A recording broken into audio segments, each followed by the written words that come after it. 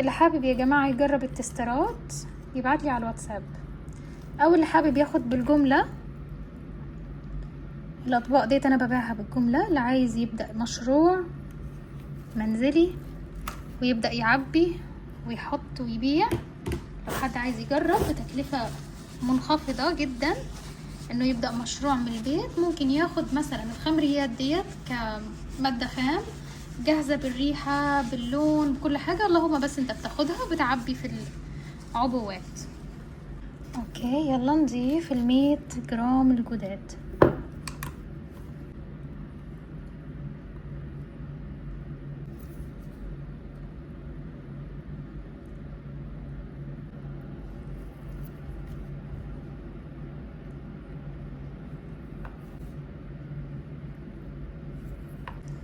اول حاجة استخدمنا مادة لمسة الحرير والفازلين الخام. لكل 100 جرام لمسة حرير انا بحط عليهم بقى زيت جوز الهند عشان يسيحهم لي شوية قبل ما احط العطر.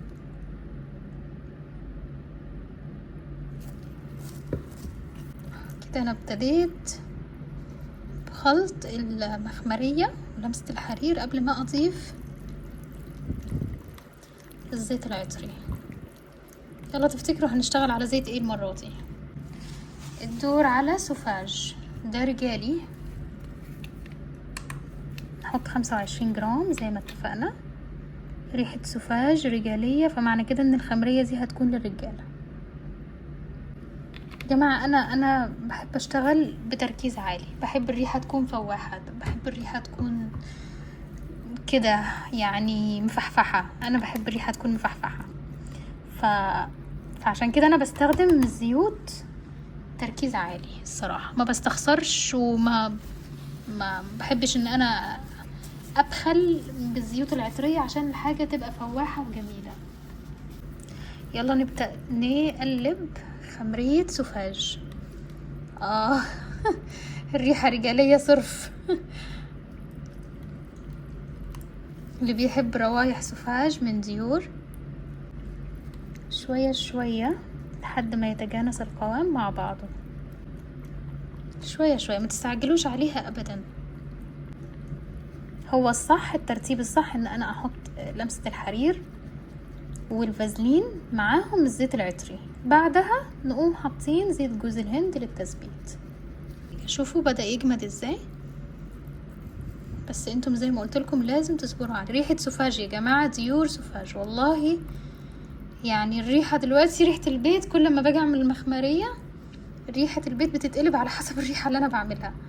انا بستخدم تركيز عالي، بستخدم فوحان عالي، بستخدم كل المواد، بتعب على الحاجة، بخلي الحاجة متكلفة ومتعوب عليها كده. خلاص تخيلوا اهو، لما حتى حطيت كل حاجة في الاول برضو القوام في الاخر طلع زي ما هو.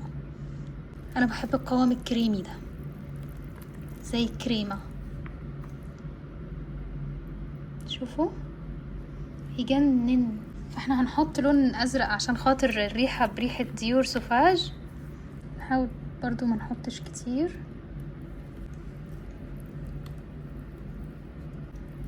اهم حاجة الريحة يا جماعة انها تكون ثابتة، اهم حاجة الريحة انها تكون ثابتة وانها تكون فواحة. يعني معلش مش هاجي احطها كأني ما حطيتهاش، او مثلا تروح الريحة بتاعتها بعد 5 دقايق ولا 10 دقايق. لا ما احبش انا المخمريات اللي هي ما بتثبتش، احب الخمريات بتاعتي تكون ثابته وفواحه. واديني بوريكم قدام الكاميرا ايه المواد اللي احنا بنحطها، كلها مواد طبيعيه مش فيها كحول. احنا مش بنحط كحوليات خالص خالص. المخمريه دي تنفع للشعر، تنفع لاماكن النبض، حتى تنفع للترطيب. شوفوا القوام بقى عامل ازاي، بالله عليكم شوفوا الجمال. يلا نعبي سوفاج.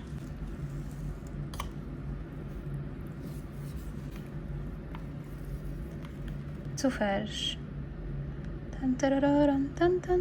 واو على اللون، حتى اللون انا عاملاه حلو.